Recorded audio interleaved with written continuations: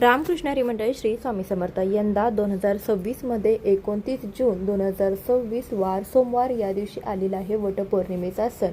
पतीच्या दीर्घायुष्यासाठी आणि अखंड सौभाग्यासाठी विवाहित स्त्रिया हे वटपौर्णिमेचं व्रत करत असतात। हे व्रत करत असताना उपवास हा धरला जातो। उपवास करत असताना काही महिला दिवसभर उपवास करतात, काही महिला दुसऱ्या दिवशी सोडतात, तर काही महिला फक्त वडाच्या झाडाची पूजा करेपर्यंत उपवास करतात। परंतु हे उपवास करत असताना आपल्याला काही काळजी अवश्य घ्यायची आहे। हा उपवास करत असताना आपल्याला 2 फळे चुकून देखील खायची नाही। त्यामधलं पहिलं फळ म्हणजे जांभूळ।